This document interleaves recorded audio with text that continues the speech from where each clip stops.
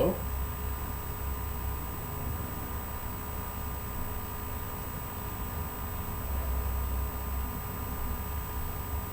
Anything missing here?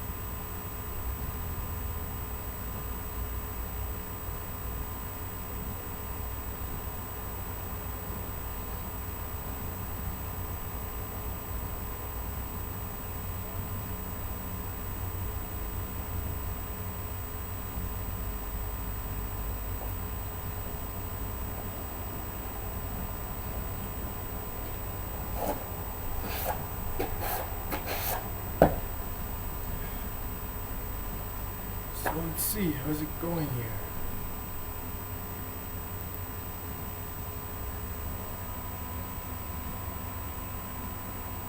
Seems like we got a little bit of lag, but we're live. Awesome.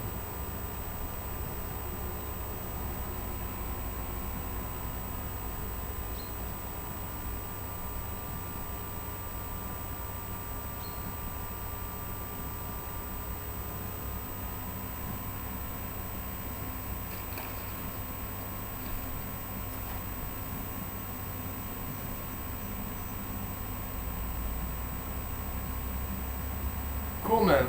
Can you actually send me a quick message just telling me if you can hear me? I'm really afraid that the quality on this thing is terrible, but it's just the webcam on my laptop. Let's just hop over here to Instagram.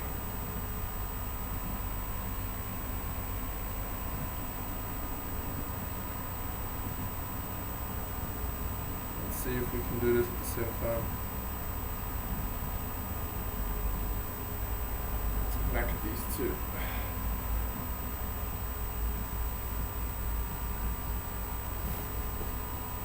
Awesome. I really hope, folks, the quality of this thing is gonna be decent. I would be pretty heartbroken if I spent the whole day setting this up.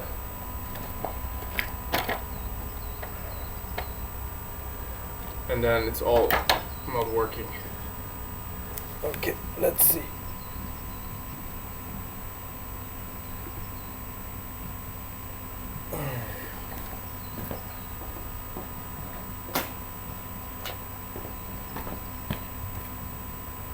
As usually, I'm winging stuff here quite a bit right now, as you can imagine.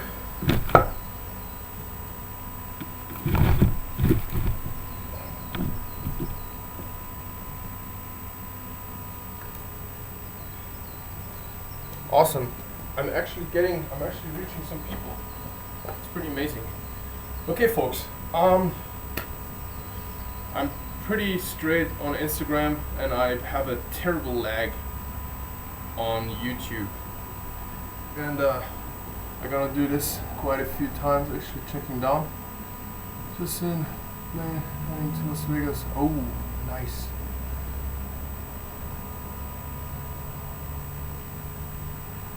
Awesome. Have a good time, Jen. Take care. Okay, folks. Since this is a Q&A, which I've never done before, I guess we're just getting started. You're gonna see me pretty live, as I was saying, on Instagram. I really wanted to set this up on my YouTube, on my iPhone. Okay, I'm actually getting distracted here. I actually wanted to set this up on my new Samsung as a live stream from my phone to Instagram and to YouTube at the same time, and that's a little bit too much for me. And for the phone apparently. So I can only live stream stuff from my Samsung once I have 10,000 subscribers, which is still quite far away. So I set this whole thing up with my laptop, which is about 1 million years old, and the webcam sucks. However, it's gonna do for now. And I'm just trying to stay up to date here with the questions and stuff. I'm sitting quite far away. Scandinavian Huntsman. Wow, I'm actually reaching a few people. This is pretty cool. I'm actually stoked. No idea how many people are there by now, but it's an honor anyways. Okay, folks. Question and answer. I have pretty much everything sitting around me here that I usually use for spoon carving, and there's a little bit wood back there if we really need to get into the wood stuff. Other than that, this is purely for you. I really want you folks to be able to ask questions about whatever you were wondering about, as far as tools, sharpening, wood, finishing, anything. I'm just trying to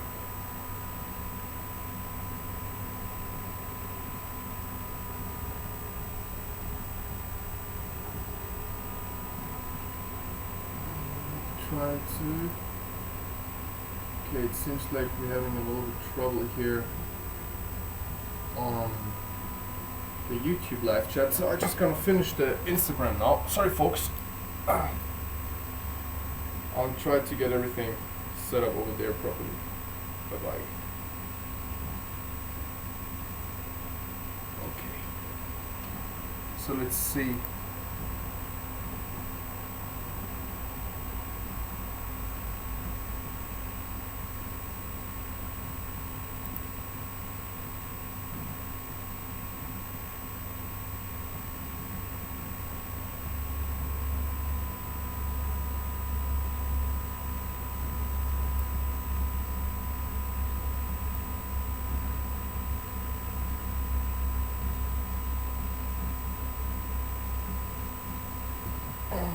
Bring this a little closer.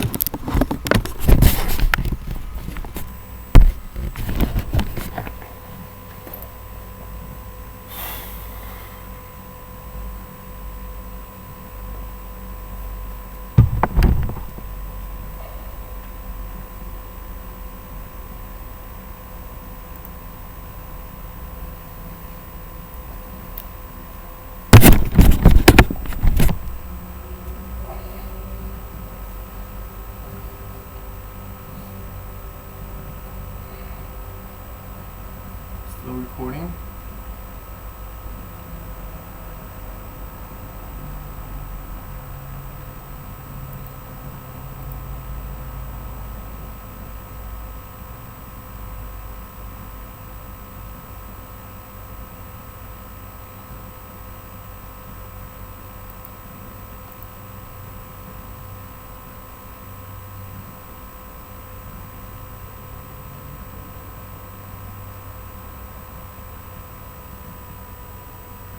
I don't know if this is actually still recording here, if we're still live.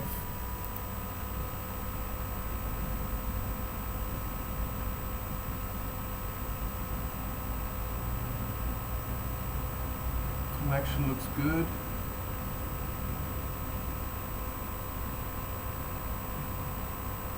Hey, from Ontario.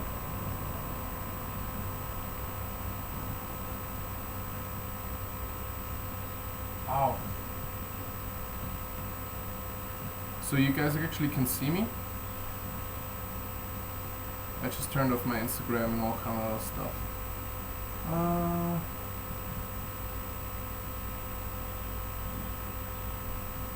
running this on a million-year-old computer, guys. That's really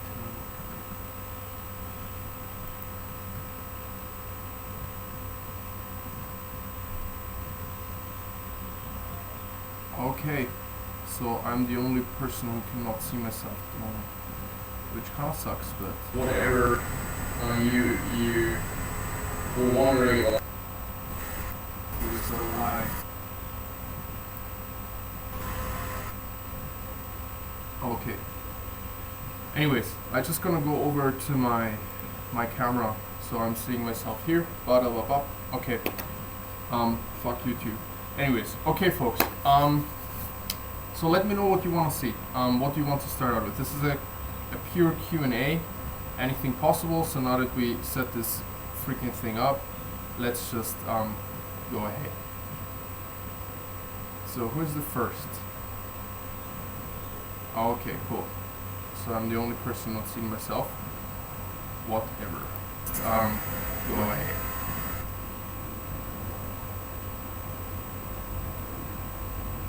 Cool. Let's do this, guys. Who's first? Otherwise, I just gonna start out with the tools around me here, what I have here, and then maybe somebody is feeling.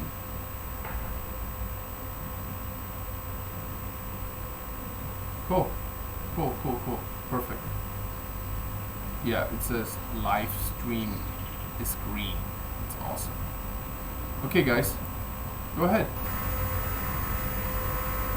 Cool. Perfect. Yeah, it says live stream is green. It's awesome. Okay, guys, go ahead.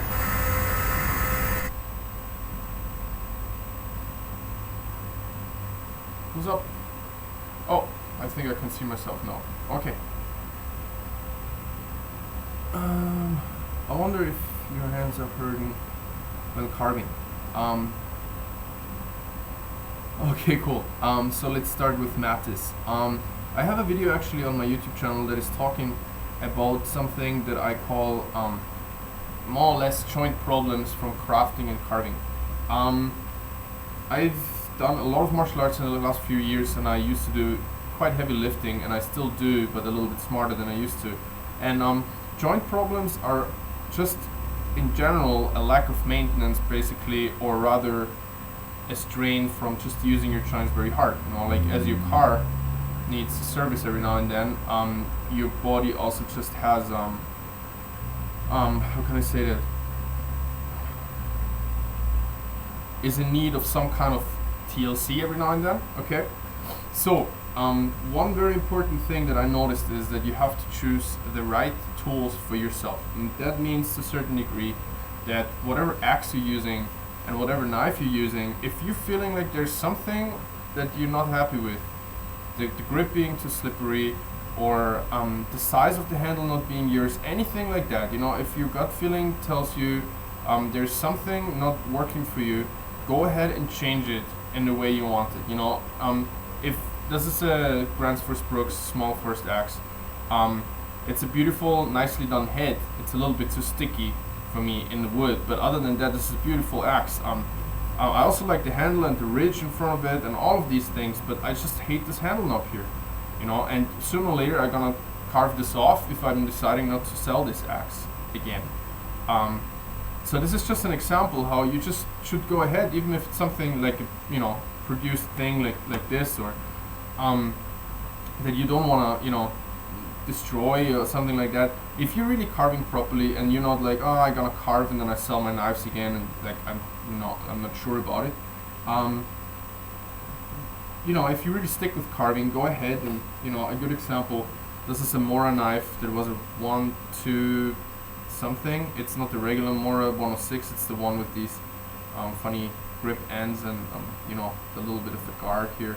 And I just carved it all off, but it gave me a way longer handle than the regular Mora 106.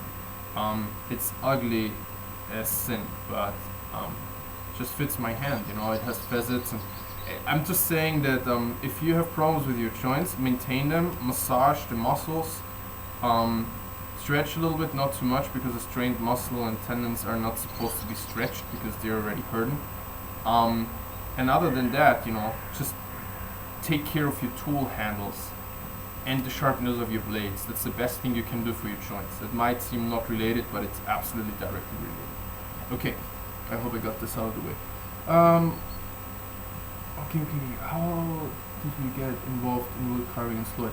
Well, I'm first and foremost a knife guy. That means like my pockets are just like filled with gadgets that are somehow sharp. And I was fascinated with knives and blades and of all kinds ever since I'm a small boy. I got my first pocket knife when I was 6 years old, and ever since that it was just that love. However, I always felt this frustration that I'm not able really to use them for anything other than just EDC stuff, and I use my stuff every day. You know, ever since I have a flashlight, I need a flashlight. Ever since I have a Leatherman, I use a Leatherman all the time. I built half a custom motorcycle with my Leatherman.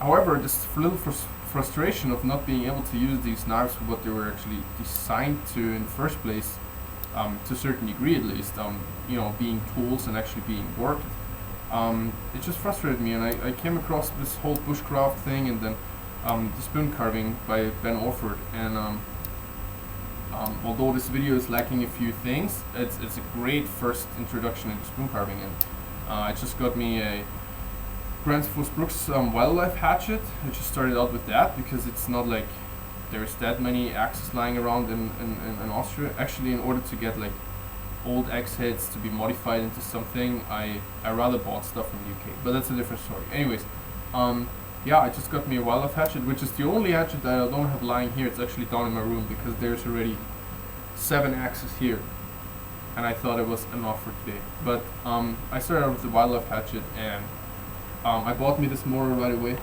and I bought me a Ben Orford small hook, which I didn't really like until I modified it, because actually the actual bevel was hollow ground, which is something that happens when you grind it first and then you bend it, which is a flaw in my opinion. But with sandpaper and everything, I made it into a convex edge, and now it's really small, and it's the one that I'm using for tiny little scoops.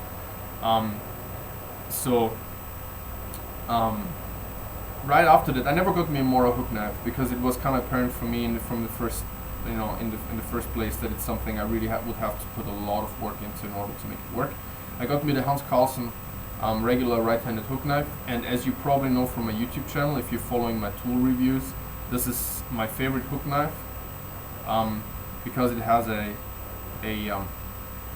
asymmetric curve, so to say. It has like a flat curve and then a tighter curve on top, which makes it possible for me to use this for pretty much every kind of hollowing that I want to, small and big, rather than a big spoon knife that only makes it possible to carve big spoons, or bowls or something.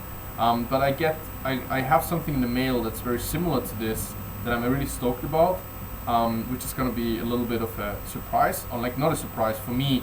It's something special. So there's going to be a YouTube video available about this hook knife that's coming in the mail very soon. So I hope you're all going to be stoked about that. So yeah, that got me into carving. The pure frustration that somebody must feel who's into guns and can never shoot anybody.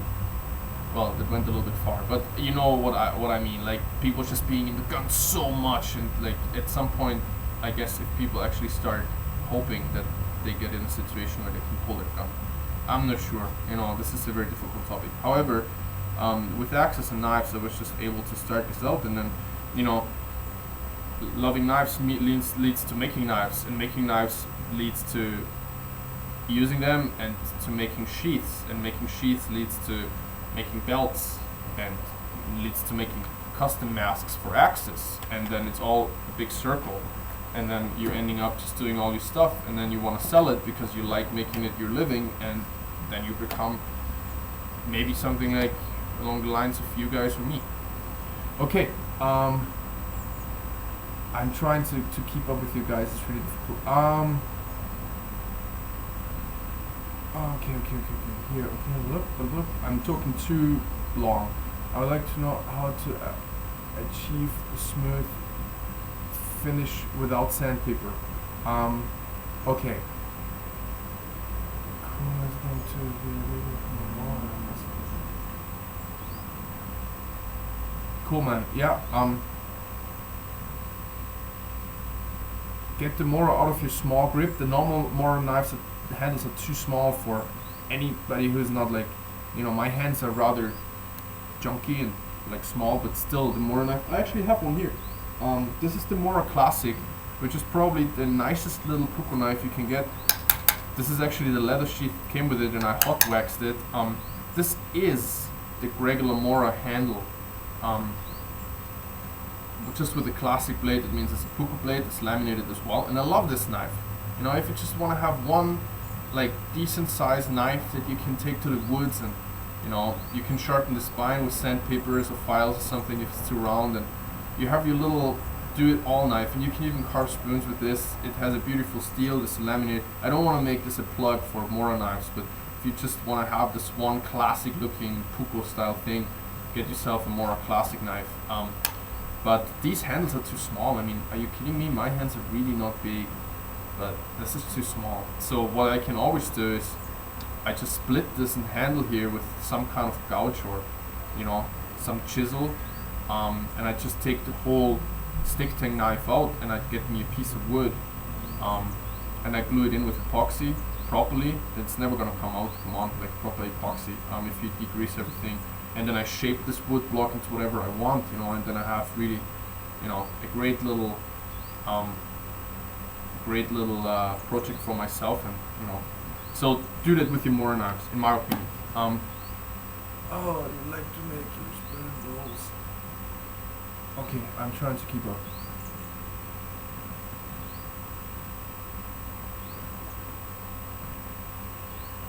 Okay, that's a good question. So. I have a completely spalted, really, I'm stoked about this spoon, folks. This is spalted birch, obviously. It's my new signature shape I'm doing. However, this is spalted birch, as I said, and it's not the toughest wood anymore. So the spoon bowl is maybe, I would say, 1 to 2 millimeters thick.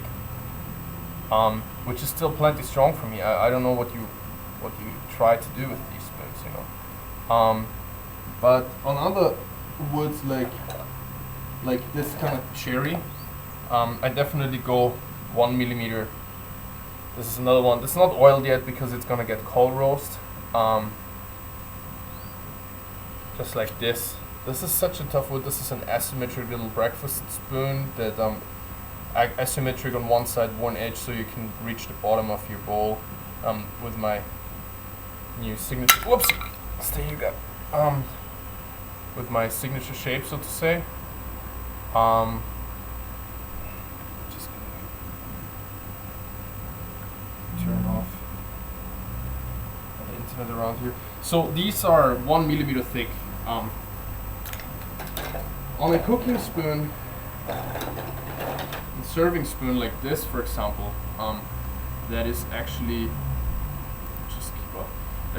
meant for hard use, and again, that's my signature shape now with the little ramp back here where the keel is, so it's just more comfortable once you're chopping up on the spoon. That's my kitchen buddy design, and this spoon bowl is probably 2 millimeters thick, up to 3 at the edge in front, because this is gonna see most of the wear. But because fresh oil, and it's so shiny, folks. I don't know if anybody is able to see that, but the finish on this cherry is really, really nice once it's dry. It's super hard carving, like you sharpening and sharpening like a madman, but this is a lot of wear, you know, and a lot of pressure. So other than that, it's just carved with the grain of the wood, so I'm not worried about breaking, but just wearing off and stuff, so I keep the kitchen spoons a little bit thicker. Yeah. Okie doke. This is becoming work here. Okay, spoon. This is also far away from me, so I'm just trying to. Yeah, you have to take the kind of wood into account, definitely. You can even carve spoons from several kinds of coniferous woods, but then you really gotta keep the thing chunky. yeah, man, just the story about blade knots. Very funny.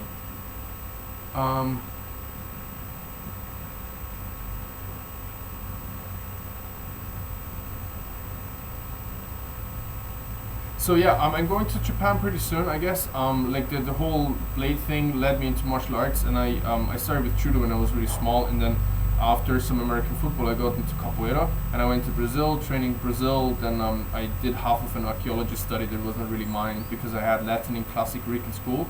So I went after that, kind of like just dreamy, to Japan for a couple of months, and I met my girlfriend, and I actually trained capoeira, Brazilian martial arts, in Japan, and we got to know each other. And I started traveling back, and after some swordsmanship experience in Europe, I started swordsmanship in Japan, again being led by this whole blade thing. And other than that, I was actually more interested in competition martial arts, so I got into Brazilian Jiu-Jitsu and went to Thailand for Thai boxing, MMA, and blah blah.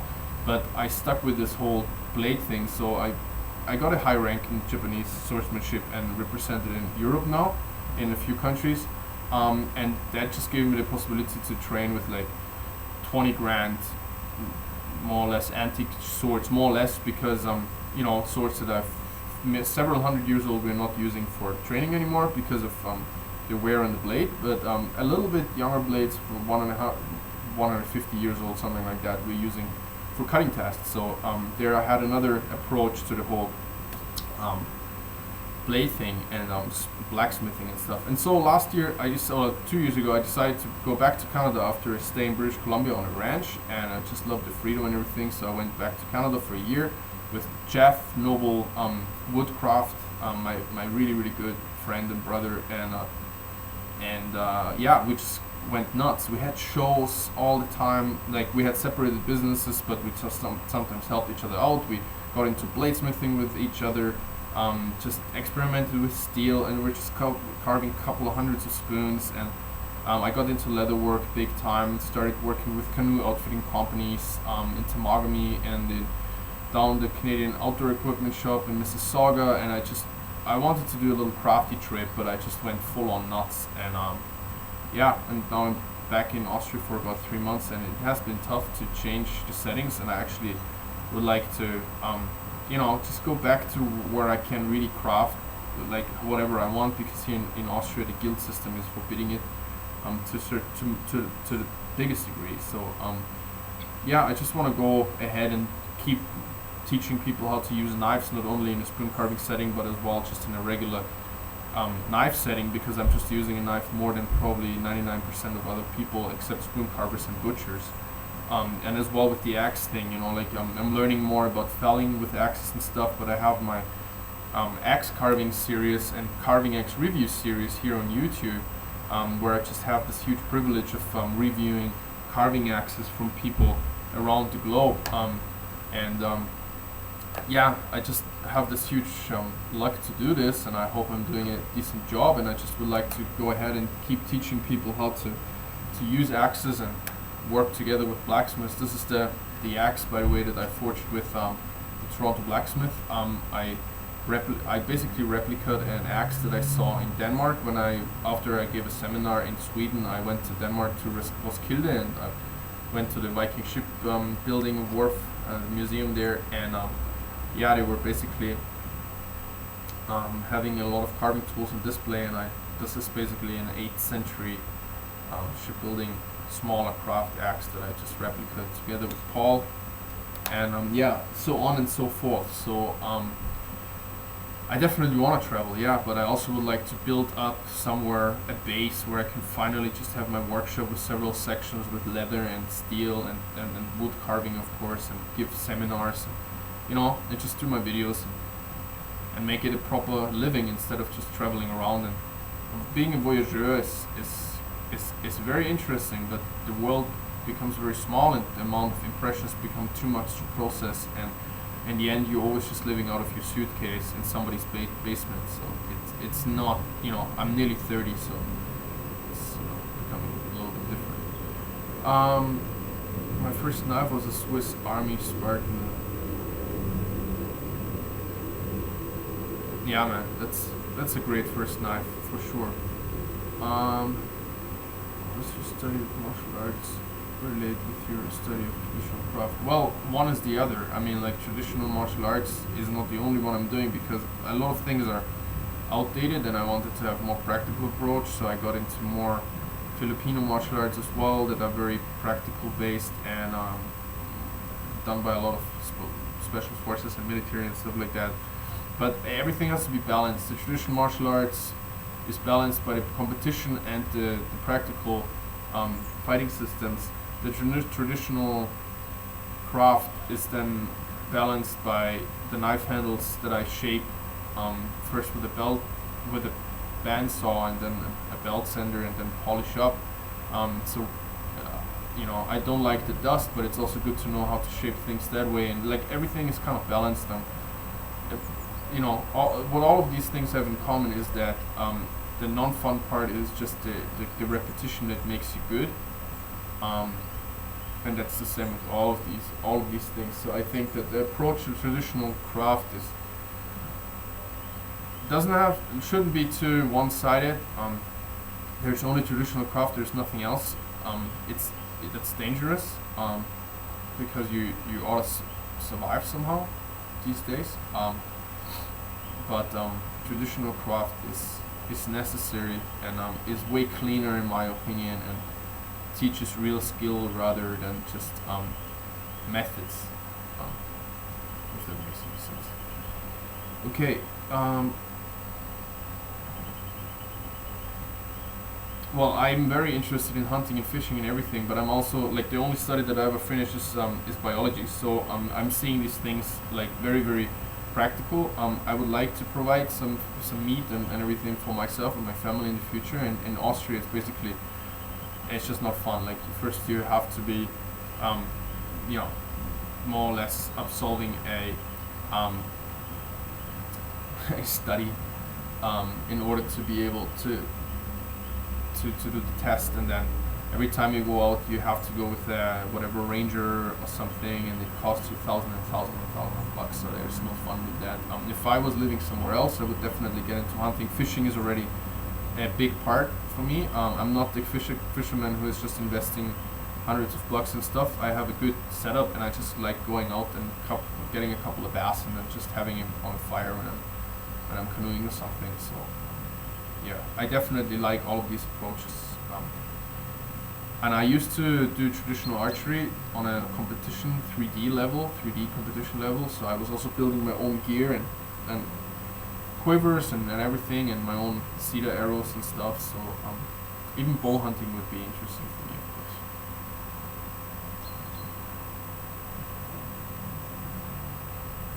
Thanks folks, thank you very much.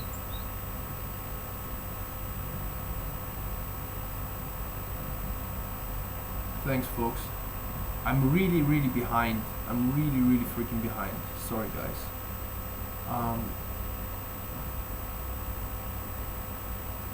I think I learned a lot about business from Jeff, and we just showed each other so many things, like details about carving. One does, the other one does.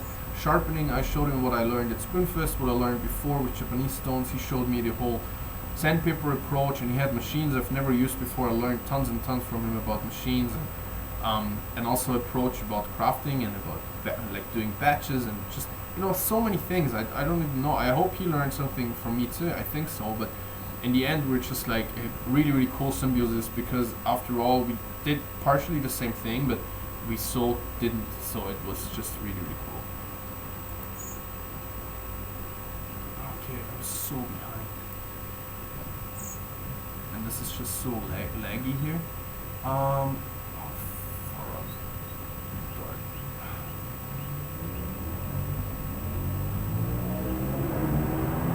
Awesome, Jason. Thanks, man. I typically make pocket spoons. Yeah, man. Like I do a lot of pocket spoons. Big bowls, small handles. They're always a little bit more chunky, and I just throw them in my bags. Even in my pocket. I sometimes have them in my back pocket. I'm sitting down, and I'm just like, fuck. But they somehow survive. It's all about carving with the grain, because then you basically have a small little dough that's also able to bend and stretch a little bit if necessary. That's how I'm kind of seeing it. Good morning, dude. It's awesome to have you here, man.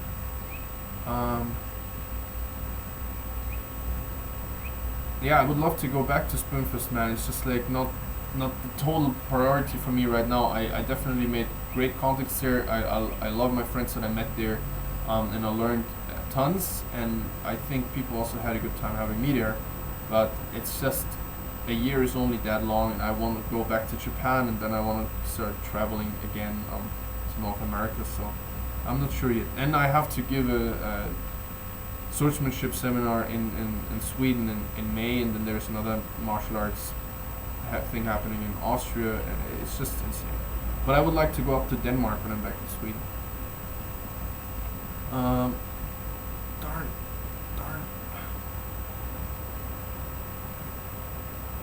No, I wouldn't do a Robin Wood axe on my.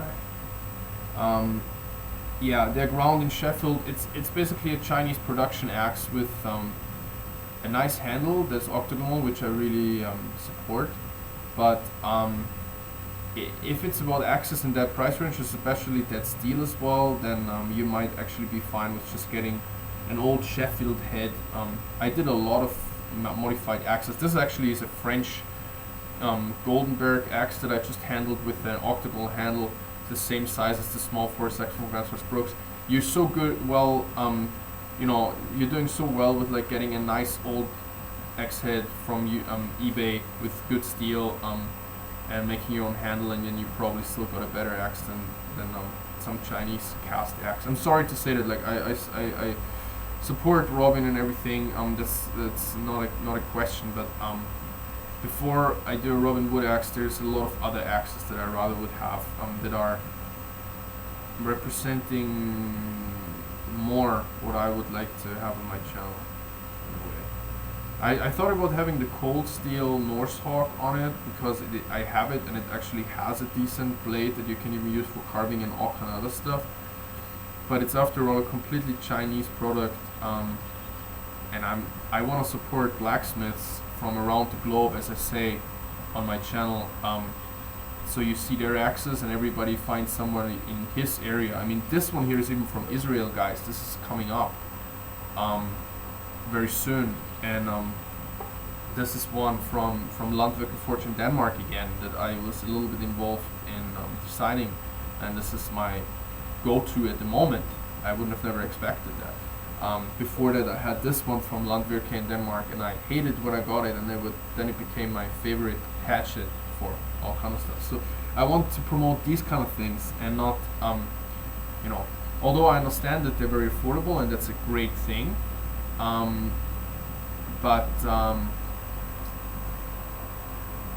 not sure. Well, probably I gotta think about it a little bit more. I don't want to buy any more axes, to be very honest, because I have already so many. So just to buy them and then like review them, it's it doesn't really do that much for me at the moment.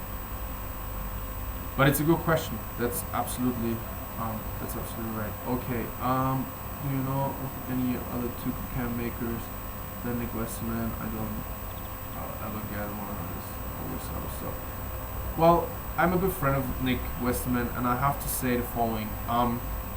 There is other Tucacams out there, for example Belzebu Craft, which I used to have a couple of knives of, and they're for the price, very nice.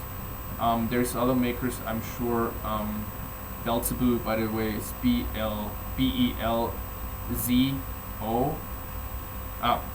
E-B-O-O, sorry. Belzebu. B-E-L-Z-E-B-O-O. He's from Portugal. Very nice guy. The prices are very good. It's nice knives. And there's a couple other guys who just rather search for big hook knives. But I'm a good friend of Nick Westerman for a couple of years now, and we're talking a lot, and I have to say that Nick came up with a few things that weren't there before. And like, for example, here's my Nick Westerman Tucacam, and if I had the choice, I would take a smaller one now. This is the 6.5 centimeters. It's amazing when it comes to cookses and bowls. For big spoons, it's a little bit too big. It's ball bearing steel. the inside is ground just beautifully. It's actually not ground, but I don't exactly know how he's making it, and I don't want to give it away neither. But you only have the 2 shoulders to sharpen, and the outside is perfect. There's a certain convex straight bevel mix on out here. It's the best hook knives probably in the world, and there's other good ones too, and I love my Carlson, but getting a little bit confused right now. Just like in some respect, these are the best ones in the world. I want to say like that, or at least the ones I'm knowing of. But I'm not supporting that this idea with how Nick makes the tube cams. Just people realized that, and then they just started to make hook knives like crazy, trying to copy the hollow ground right on the inside and all of these things. There is some other examples of hollow ground knives like this in the past, of course, especially Japanese kana and yarigana, which is a kind of a plane that is having a bevel on the top and a hollow grind on the bottom, so it's riding along the wood surface in a certain way and everything. But as far as like the new wood culture, the new greenwood carving culture, Nick Westerman brought all of these things pretty much onto the map, and so I can recommend Belzebub Craft, and there's a couple other makers, but I'm not trying to promote makers who are themselves trying to copy Nick Westerman's tube cams, you know. And even the hook knife that is coming in, done by another craftsman, it has a hollow grind on the inside, but this guy is into tool making for a long time, and he definitely got a lot of inspiration from Japanese wood crafting tools, and he refuses himself to copy any of Nick Westerman's designs and came up with some of his own hook knives, and I respect that very much, because he says he doesn't want to take away from Nick, and yeah, his expertise. Okay, I'm trying. I have no idea about the home base yet, but it's gotta be somewhere where I can actually just work and I don't have to worry about all kind of bureaucracy and guild systems and stuff. Yeah, so I talked about Belzebub for half an hour, and somebody else answered it for me. Actually, I should really read you guys stuff more so I don't say everything 5 times. Where do you think it was held though? Well, maybe Canada. I love Canada.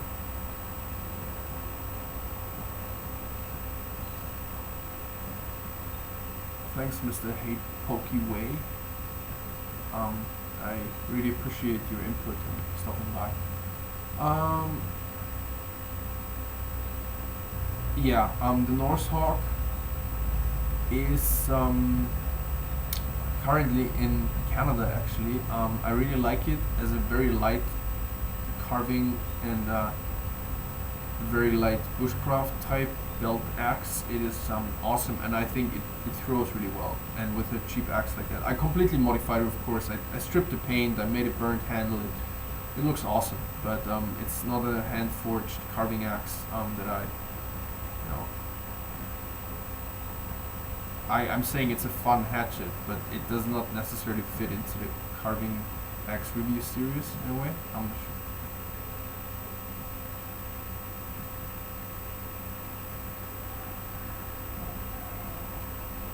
Cool, man.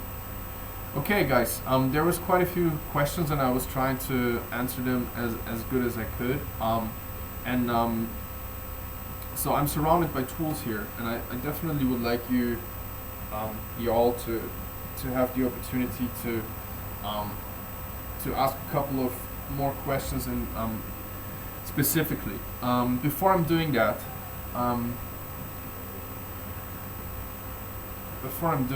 I would like you to. There's 2 things I want to show you. First of all, I've been working on my website for quite a while, but then I had some I don't want to call it legal issues, but basically in Austria, in order to do craft and sell it, it's very, very tricky. So I haven't uploaded my paging. However, there's a couple of things that are specifically made for spoon carvers. The website's going to have tons of custom knives, hand-forged knives, the spoons, of course, and all of these things. But I also came up with a few things. Sorry for this, for the dogs. I came up with a couple of things that I'm using myself, and they're specifically made for spoon carvers. Once, I have two different kinds of Bodger bibs here. A Bodger bib is a piece of leather that you're basically wearing around your sternum, so you can actually brace the spoon against it while you're carving. And when you're doing that for many hours at a time, you can imagine you having quite a few little injuries and, you know, all kind of redness around your sternum, and it just really gets painful. So I came up with these.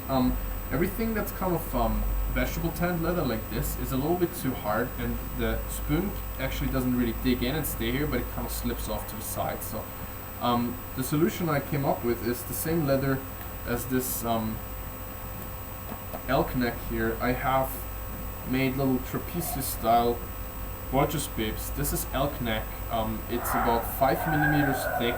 It's pliable, so it really, like, the spoon stays in there.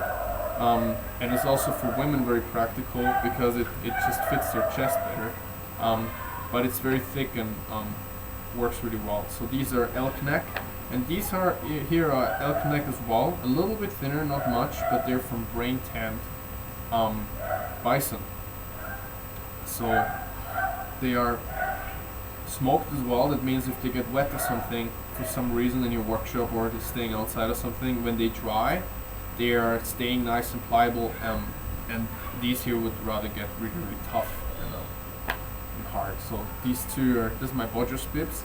I'm currently selling them for €10 each, since it's a leather that is not that easy to get, as you can imagine. So if you want to get something like this, just shoot me an email to woodsmansfinest@outlook.com, and we can check everything about them later. Yeah, so these are my Bodger bibs, and there's quite a big batch available. Am I missing something?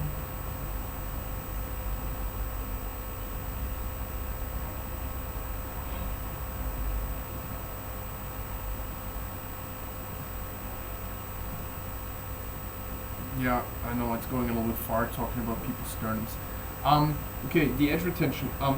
If you haven't checked it out, there's two videos on my YouTube channel, very new. One is about the classic Mora and the Mora laminated blades that I have here, and the other one is about the Nick Westerman Sloyd blades, which is a ball bearing steel, 52-100. And then there's definitely a difference. First of all, there's a difference in the grain, in my opinion. The ball bearing steel is way finer grain, so you can get this edge, which is a little bit bigger angle as well. This is like 20 degrees plus, and the Mora is probably even under 20 degrees, which is making it a very fine blade that just slices through green wood like crazy. But when it comes to tough wood and finishing like a partially cured spoon, the Mora likes to roll and chip a little bit after a while. You do more resharpening, but it's very quickly because the Mora blades are hard, but they're not as hard as the ball bearing steel. This knife here holds its edge for a very, very long time. And yeah, I want to say as well that if you want to have more in detail shots, and of course like proper macro shots and everything of these knives, please go to my my YouTube channel, and you're gonna find them there in two separate videos. But it's a good question. So there is a difference in edge retention, in my opinion, but the two knives are very similar, but overall very different. So edge retention is one thing, but of course blade angle is another one, and the whole geometry of the knife. If you're going to those videos, there's a couple of links in there about my Amazon affiliate shop that I'm still having a little trouble with. But if you want to buy more or something, you are not paying anything extra, but I get a little bit of a commission. And to be very honest, Amazon Moras, if I'm comparing it to other shops, you get them the cheapest on Amazon. Not only these, but also my companion. I have a Kydex sheath for Mora companions. It's insane. I get them in German eBay sometimes for $12 for a Mora companion. That's pretty insane. Okay, there's 15 people left. Okay, another thing I wanted to talk about is my slow stroke. I'm not sure if you're familiar with this. This is I did a couple of videos on Instagram as well, so I just want to make it really short for people who know the slow stroke already. There's a couple of videos about that on my YouTube channel and on Set Outdoors. Set Outdoors is a really cool bushcraft channel who is featuring a lot of different craftsmen, blacksmiths and bushcrafters and everything. So it's just an overall cool channel to watch. Set Outdoors. My slide strop is a strop that is combining a paddle strop and a dowel wrapped in leather.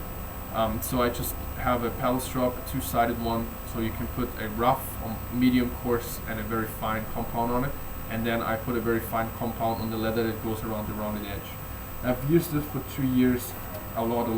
So I had so much people asking for it, and I wasn't able to do any slide strop for about a year due to other projects, and I just did a smaller batch, and there's a way bigger batch following. So I still have 2 different kinds of slide straps. I made the longer ones, again 20 centimeter leather, wrapped of course with split leather, with a way longer handle than I used to make them, so they're from beech as well, so very tough wood. And these are for your workshop, for your axes, for your hook knives, inside, outside, for your gouges, for anything you can imagine. The bigger ones, and then there's the smaller ones, the minis or the pocket straps, which are 11 centimeters long, and they're the exact same materials, and they are perfect for your small sharpening kit, and maybe to get together with a little Belgium stone, like this is a bench stone, a tiny one, or some kind of diamond, and it's still way smaller and thinner than having this one. But this one is just giving you so much surface for working your axes and all the knives. Just you just have way more surface to actually get it efficiently done. But these for your bushcraft kit or something, for your small carving kit, most people take 2. That's what's happening at the moment. So that's the second and only plug I wanted to put into this video. The small ones are 15 euro, the big ones are 29 euro. And in a combo they are 40. That's what I'm doing at the moment. Okay, my slide strap specialty. Cool. Okie dokie. Thanks, Josh, because it's very innovative. That's why you bought it from me. Cheers. Okay, folks. I get a lot of sharpening questions, so I just want to go over it very quickly. I'm still making up my mind how to make a video about it, because sharpening used to be a craft by itself. Let me just go over the sharpening process very quickly. In general, I used to sharpen things with bench stones, and I have a lot of bench stones lying around. There's Japanese water stones, but they're actually wearing off very quickly, and you have to always true amount, which is annoying a little bit. So you have Japanese bench stones, and then another very big category is oil stones, and this one is a Belgium stone. These are natural stones that are found all over the globe, and in North America I was using Arkansas stones a lot, and all of these can be as well used when they're small enough as a puck for your axes. In general, you find them from very coarse to very fine, and as far as straight edges go, like your sloyd blade, your bushcraft knife if it has straight bevels, even your pocket knife. I mean, after all, the secondary edges, let's do this again, the secondary bevels on a pocket knife with a flat grind is a Scandi grind, but it's just very small. That's why I'm not always sure about calling things Scandi grind or this grind or that grind, because they have a lot in common. So let's just call it as a secondary straight bevel, and you know, you can also use them stones for all of these knives, of course. As far as hook knives go, I'm not a very big fan of these, because it is very awkward to use a curved knife with a mostly convex bevel. on one of these. However, it's possible if you're able to put this somewhere, fix this, or fix the knife to somewhere, and actually keep a steady angle. And after a while, you also know how to roll your wrist in order to do this. However, this makes, of course, a straight bevel, and your hook knives more or less should be convex on the outside and straight on the inside. And obviously, I can't use the stone on the inside. Okay, this was a little bit clumsy, but you know, you know where I'm getting to. So for getting chips out and everything, you can use all kind of bench stones, of course, and they're a little bit more, so let's say, difficult to carry with you, and it's not as flexible. I like diamond stones of all kinds, I have to say. Since very often they're cheap, they can be extremely expensive, but they can be also quite affordable. And they are coming from very coarse to very fine, and you can really get out chips very easily. And you can as well use them as a puck. And you can also wrap sandpaper around them, then you know you have a flat surface underneath. And then you can go up to very, very high grids of like 2 or 25, like 2000, 2500, something like this, to get a very fine edge on a tool, which is going to be ruined after the first spoon again. So you know, it's always, I'm not sharpening things up to mirror image, like mirror finish anymore, because it's just useless. I'm getting a practical, very fine finish on my knives that is fine enough to leave a very fine finish on a spoon, but you know, 2500 is not necessary. But you know, some people like these very fine edges, so sometimes I put them around here. I can also put them around here and fix them to a surface, and then I can use my knife from here. And when I'm using sandpaper, of course, let's just use one of my classic Woodsman's Finest full tank Pukos. When I'm using sandpaper for sharpening with a straight blade, I'm not going towards the paper because I would cut it. I rather do a zigzag motion, which I learned a lot from Sean Hellman, a really great craftsman from the UK, and then I'm pulling away. So I'm really like kind of stropping, but the stropping itself would round the edge sometimes a little bit much. So I'm actually going back and forth, zigzag, maintaining the blade angle, and gradually working myself away.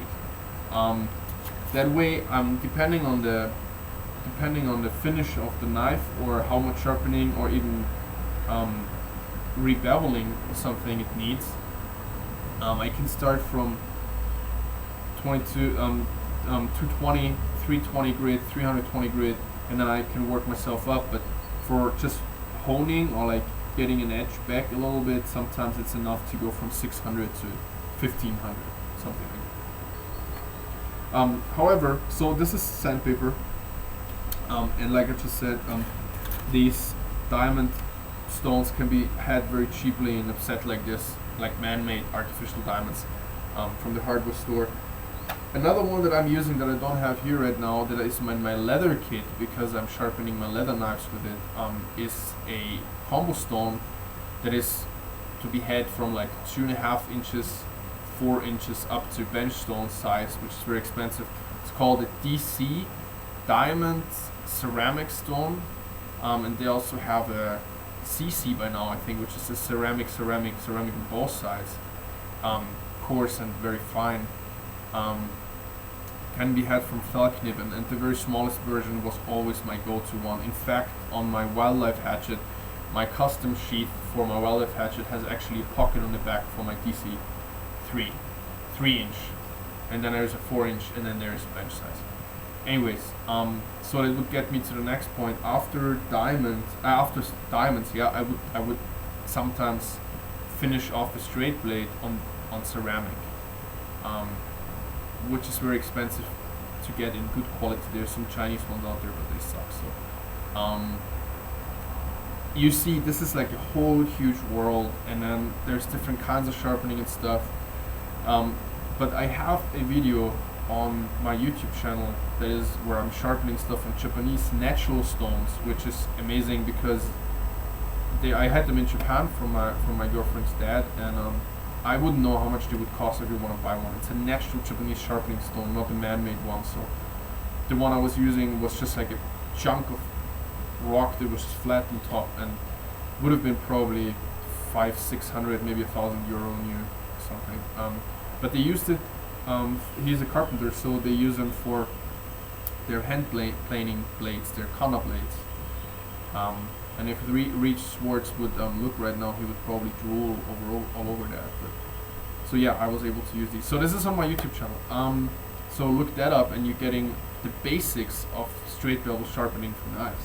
However, I understand it's a little bit confusing when it comes to curved blades. And I don't have my table right now here and anything to fix stuff to. So I'm just trying to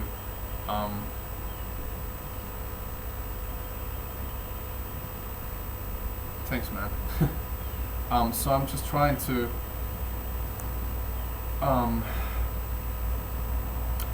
somehow wing it again. When it comes to curved blades, I'm using my Sloyd strop actually for the whole procedure. What I'm usually doing is, let's just say, I don't know, we just want to do finishing touches. I would wrap my Sloyd strop in a piece of 1000 in this case here for like a medium fine finish. And I would also do that for the straight blade, by the way, because my Sloyd strip is always around. The leather is really thin, so it's very hard, so there's nearly no convexing happening, just the slightest, and that's actually what I like on my straight blade, on my Sloyd knife. So I have a completely straight bevel with a micro convex edge. That's what I like. Anyways, so usually I would fix my knife somewhere, or I would fix the strop with like a little clamp, something, either to my chopping block. Sometimes on my chopping block, I basically make a straight cut with a saw, and then I chop up towards it, so I'm getting basically a 90-degree angle there, maybe like 5 or 6 inches under the surface of my chopping block, and then I have a notch where I can put a clamp of some whatever kind, one-handed or two-handed, whatever, so I can actually clamp something to my chopping block, if that makes any sense. So then I can put the knife there, or I can put the strop there, so I have two hands actually to have my blade hanging there with like the curve going down, and I can follow with two hands the surface of the blade down with a little bit of pressure, so I'm maintaining this kind of convex angle. If you're really new to this kind of sharpening, you can always color your bevels with some kind of marker. I just use a Sharpie, and then you just really see exactly where you take the material off. And that way I'm just going through the grids, and somewhere halfway I'm actually flipping it around, then I'm wrapping the sandpaper around the edge, the rounded side of the Sloyd strop, and I can work with the rounded one on the inside, keeping it straight. That way, like, I use both hands, so I can really control keeping the bevels inside completely straight, because I don't want to have a convex bevel on the inside. I want to have a flat bevel on the inside. And I'm stopping halfway and switching, because otherwise I have a huge burr from sharpening the outside, and then once I'm done sharpening the inside, I have a huge burr going to the outside. So I'm kind of flipping it around a little bit in order to keep the burr small and kind of take it off all the time. So that is my main method, using sharpening any kind of hook knives. The axe is the same thing. If I don't want to, sharpen the axe one-handed like this, because it's a rather heavy tool, with my chopping block modification, I can just clamp the axe to the chopping block, and then I can actually sharpen the axe with my Sloyd strop and the sandpaper on the leather, because especially the axe needs a certain degree of convexing, because the steel on axes is usually on purpose a little bit softer than on knives, because there's an impact that needs to be considered and tolerated. So axes wouldn't keep this extreme 25 degrees or 20 degrees beautiful straight bevels. They would just get little rolls and chips. So I have sometimes an extreme angle on the axe, but then I convex the very edge around, I don't know, 30 degrees, something like that, and that edge would be way more resistance against rolling and chipping. I'm actually getting a little bit tired trying to put everything as quickly as possible into this video, but I hope this was a help with the sharpening. So again, the Sloyd strop is also really helpful in sharpening because you can wrap sandpaper around it and then use it as a paddle with two hands, and the rounded part on the inside of the hook knives. For axes, there is a whole different world of sharpening, again using the puck, holding the axe while you're sharpening. You can look from both sides, whatever you like more. Pucks, but I'm not a big fan of pucks. I rather actually use the Sloyd strip with the sandpaper or a diamond stone followed by a ceramic, and I'm actually going like this on the axe by now, because also when people sharpen their axes professionally, they're actually not holding it perpendicular to the belt running. They're very often holding it parallel to the belt running.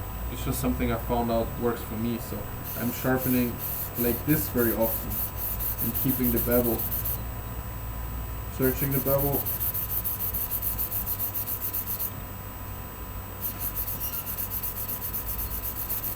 And then if I want to have some convexing, I can purposely lift the strop a little bit and putting a little bit of a convex edge. And this thing is idiotically sharp. However, after all of this rough stuff, I definitely do a lot of stropping. So again, I can fix my tool somewhere, I can fix the strop somewhere, especially with straight blade sharpening. I have the strop very often just lying at the edge of the table, and then I'm able to follow without actually lifting the blade, because I want to maintain the straight bevels. Just because the leather gives ever so slightly, it rolls over the very, very edge part a little bit, which just results in a very, very fine micro convex bevel that's just protecting the edge. So I'm always ending with 10 each side or something like that, or alternating in the end to just get rid of the burr, and then I'm switching around to the fine side, and that should do. Nick Westerman has really, really great fine compound. He sells, and in any better hardware shop you can see if you get some compound and experiment with it. Jeff and I, we went probably through 5 or 6, 7 different compounds just on our search for a good sharpening compound. So but you see, the Sloyd, a lot of my sharpening is actually evolving around my Sloyd strop, because it just takes the sandpaper, it takes the compounds. If I had no other sharpening equipment, no diamonds, no ceramics, no oil stones, no water stones, nothing, I could do all my sharpening very efficiently with sandpaper and sharpening compound on the leather, period. And that's what I got to after a year of sharpening all kinds of stuff, from gouges, adzes, axes, straight knives, hook knives for bowl turning, on a pole lathe, on an electric lathe. I can do everything with sandpaper and a Sloyd strop. That's one, I think. Even the wooden long handle with the flat surface is usable. If you really want to keep things perfectly straight, you can actually wrap the sandpaper around the handle, and then you really have a totally hard, flat wood surface. And because it's hard, there is no convexing happening whatsoever. So you see, this thing is very, very flexibly usable, so to say. So I hope this was answering a couple of questions about the sharpening. And I have to say that when I'm doing my spoon carving sharpening video for spoon knives, I definitely have to come up with a concept, because it's very, very difficult to get all of this information sorted out and somehow, you know, into some kind of system, because there's just so many different kinds of sharpening possible, and I would like to represent a lot of different stuff that I'm doing. I just have to say, recently I sharpen mostly with sandpaper. Not very prestigious.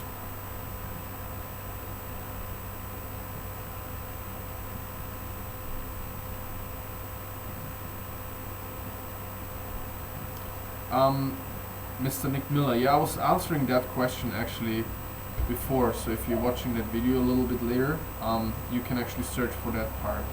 I'm talking more about it, but just very quickly. I have a lot of spoons that I can look through, see the light and the shadow of my finger behind it, but that's depending on the wood.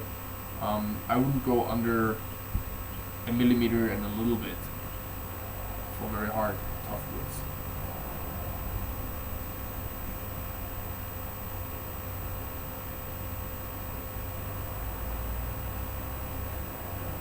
Yeah, absolutely. Honing can be done if there's no damage to the edge or something and you just want to bring some bite back.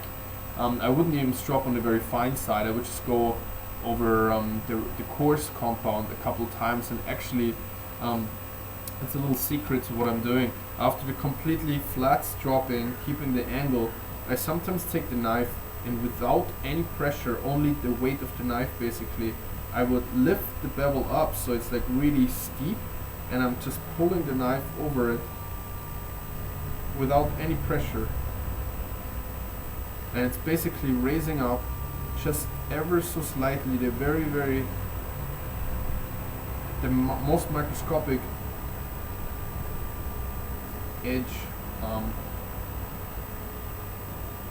and you wouldn't believe how bitey it is afterwards. That's a little secret. So, but that can be only done with like the slightest pressure. Otherwise, you're ruining your bevels and your edge.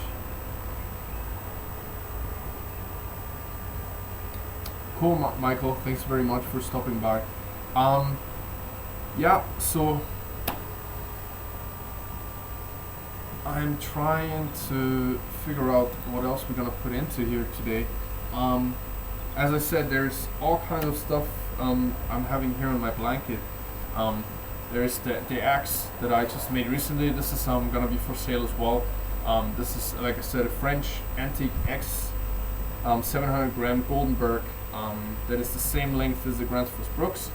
I just made a video I'm gonna put on Instagram as well about this. Just take my custom mask off. You see they're the same size.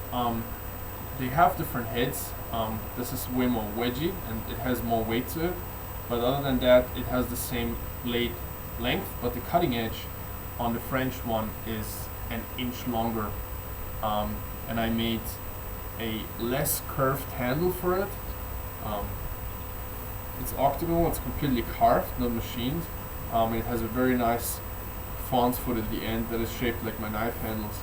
And this would be a beautiful wilderness axe. Way more wedgy in shape, so you can also do a lot of splitting with it, but it took an insane edge. Made it the same edge on it as my carving knife, so great steel. And yeah, this is gonna have a mask as well, and then this is gonna go out. There's of course the new axe from Landwirke Forge that's gonna have a video.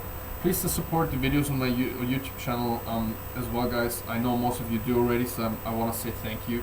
But I want to put way more videos on. I'm just really struggling finding the time, and I don't know. I just gotta justify putting more time into the YouTube channel.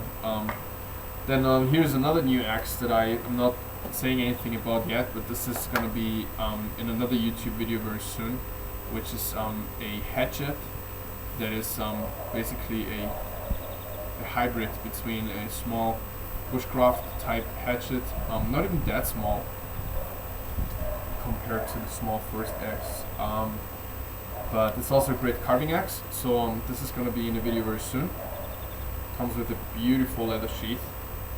So yeah, it's going to be. There's my absolutely beloved Landwirke Finn, my favorite craft style as well outdoor hatchet I have at the moment. I have a long 3-part video about this. This is an insane axe, and it just taught me so much about bevels and axes and everything, so check that one out. And of course there's my Viking axe that I made with where's the best lighting? Nowhere around here actually anymore. It's getting late. So this one is my Viking axe I made with the Toronto Blacksmith, and of course one of the absolute greatest of all times, so to say, in the Hall of Fame is the Sloyd axe by Hans Carlsen. It's very, very hard to find anything that's not perfect and beautiful about this axe. So check out the review about this. It was one of the first I ever made, so I don't even know if I did it justice, but this is definitely one of my favorite of all time, and I will never get rid of this axe. Such a beauty. So many things done right about this axe. And I don't even want to say what's wrong about it, because it's nearly a little bit of a trade secret at the moment, because I'm trying to figure a way out to modify some parts about it. So that's gonna come up though. Other than that, there's just my gear belt with an Austria Alpine belt buckle that I made, and of course my Tajima saw that probably should get another video by itself. It's my favorite folding saw from a Japanese company. It's not silky, it's Tajima, and I made, of course, a custom sheath for it, and just a brain tan bag here that I'm putting my work gloves in. This is what I'm using mainly for my paddle carving. This is my let's see.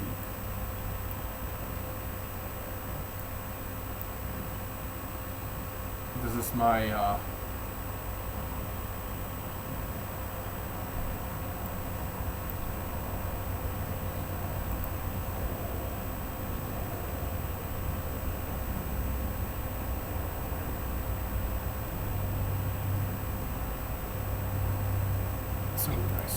this is my draw knife by Ohio King, 8 inches, that I made a sheath for it, of course, saddle stitched, proper sheath. The lighting is really terrible, and the camera as well. This is what I use for my paddle carving. It's insanely sharp. Paddle carving video should be the next on the list after the next video. So there's gonna be a 1 or 2, or actually gonna be a 3-part video, sorry, about the paddle carving. Nick Westerman Tuckercam, all-time Hall of Fame. Here's my Hans Carlsen hook knife, right-handed. Probably the best hook knife overall that I know. I personally. Sloyd knife by Nick Westerman, blade with a lignum vitae handle I made. A Mora knife that I made a Sami sheath for.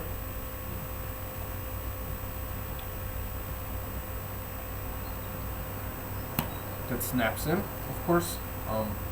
Wet molded knife sheath. My Sloyd strap is always with me. It's right next to the knife. Of course, my tool bag. Another thing that's in here that I made a sheath for is a James Howard 1.5 inch gouge that I'm using for hooksa carving, and of course, it's all in my brain tanned elk neck sheath. And yeah, this is just a bowl full of spoons. This is another one I just finished. That's actually a spalted birch ladle with my signature keel on it now. It's absolutely terrible quality video. A lot of spoons. This one as well, it's one of my favorites at the moment. Very thin. The ball is definitely not thinner than 1 millimeter. Tough cherry. It's gonna get cold roast, so that's why it's still not oiled. But yeah, so I have a couple spoons here as well to make a point if I needed to. And in case you're wondering what I'm finishing my stuff with, it's all finished usually with raw linseed oil. This one is completely raw, and I actually buy these from, this is actually a horse supplement shop where I get them very cheap, and this was a whole liter or 2. I think it was 1.5 liters. And it's yellowing the spoons a little bit, but I really like the taste and the smell of it, and it's just completely raw and cold pressed. There's another product that I really like. If you're in North America, I would recommend don't know if you guys can still see me. If you're in North America, I would recommend tried and true linseed oil. I think it's called Danish oil, but I would call it tried and true linseed oil. That is food safe. If you're in Europe, I would recommend you Linoleum from Sweden. It's also pre-polymerized linseed oil, and these are just drying a little bit faster and not yellowing your spoons as much. So that's that. For my axe handles, I'm just using regular boiled linseed oil because it just polymerizes very, very quickly. But don't use it for your spoons because it's toxic. Okay, so that's as far as finishing. Yeah, so I don't know. Oh yeah, you can still see me, Josh. That's cool. Okay. The last question I'm answering for today, and I'm not planning on making this a unique thing, so don't worry, guys.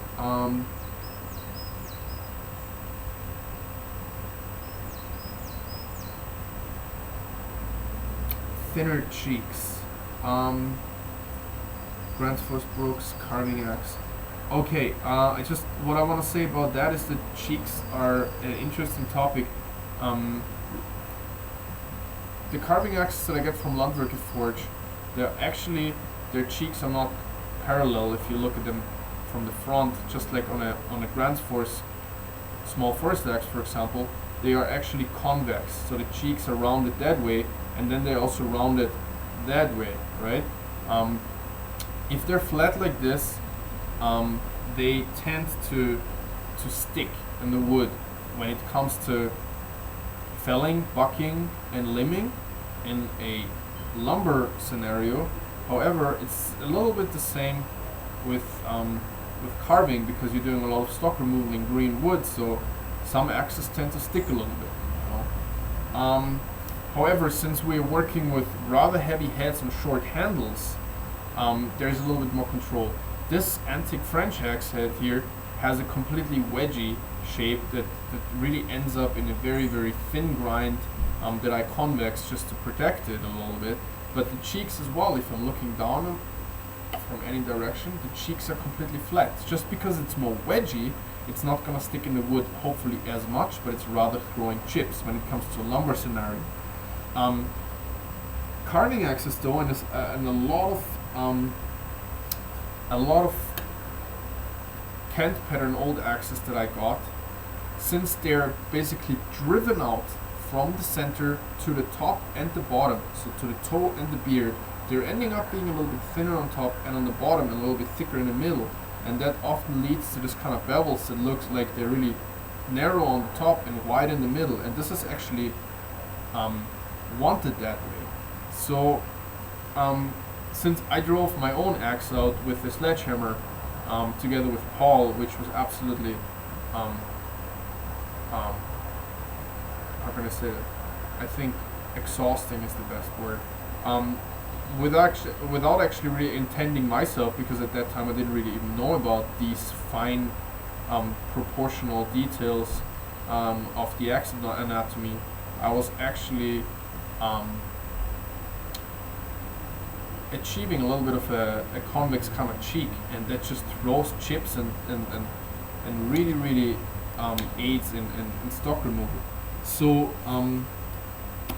I've never really used the carving axe by Grant Force Brooks that much. I just didn't like the optics, and I had it in my hand a few times, and I did not personally like the orientation of the blade to the handle and all of these details, and it was all in all too big leafy chunk of blade for me, rather than something very slim and streamlined that is still maintaining a curve, and it's just easier for me to work with these Nordic style axe heads, and that's probably also the reason why they're so popular. It's an optical thing as well, guys. For me, like, it's so important. You know, look at me. I'm not doing like this whole image thing just like for fun, but it's also way more fun for me to grab an axe, you know, that has a beautiful sheath and a beautiful handle and is oiled and sharpened properly, and you know, I'm one of the people who just has more fun picking something up that has more soul put into the making. You know, of course I can get a more companion as well, and I have them too. It's no question, but there's something in this whole mindset of crafting where I just love putting on my belt that is handmade, and that is just patinaing, like in patining or whatever, and maturing with me. And so in the end, it really comes to personal preference as well, as far as optics and these things. Sometimes having trouble actually expressing what I want to say, but I hope you guys are getting what I'm trying to express. Cool. So actually, we went through a lot of different parts today. I hope there was no cuts made actually, but I think that's just gonna be maybe a good thing for the next live stream. And if you guys had a good time, then I hope you're gonna be part of it next time again. For me, for an assessment, is there anything as far as feedback you would like to share? Because I would like to, it's 1.5 hours now, I would like to get to some other stuff that still has to be done today. So if there's anything you guys would like to share, feedback, anything like that. I know that the quality of the live stream was probably not that good, and I'm trying to fix that. If I could use my camera on my phone, that would be way nicer.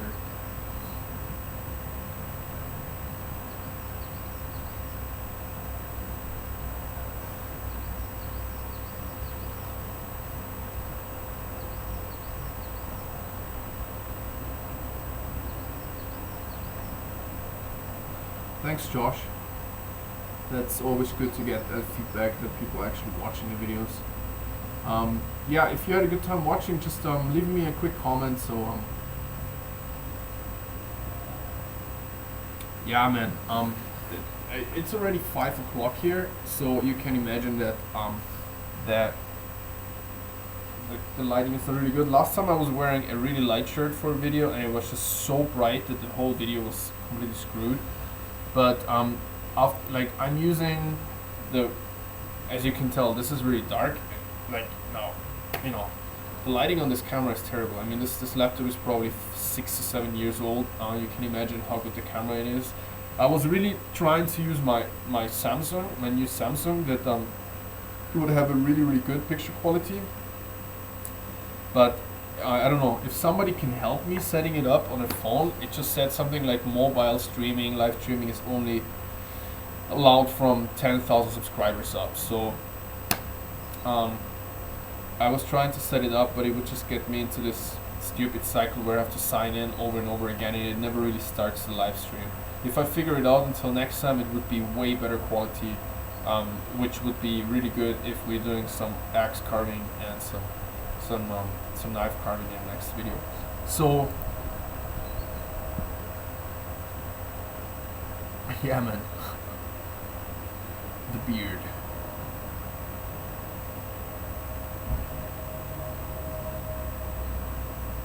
My Vostok is down in my room together with my Citizen ProMaster diver, my Junkers titanium chronograph, and what I have on my wrist today is actually a Seiko SKX 007, but completely modified. It has new hands and new bezel inserts, and it's just my favorite watch. Actually, I modeled this one after Squale, so I'm gonna do a video about this mod pretty soon as well. But she's getting pretty scuffed up recently because I wear her like that watch just for everything, from bowl turning to diving. So yeah.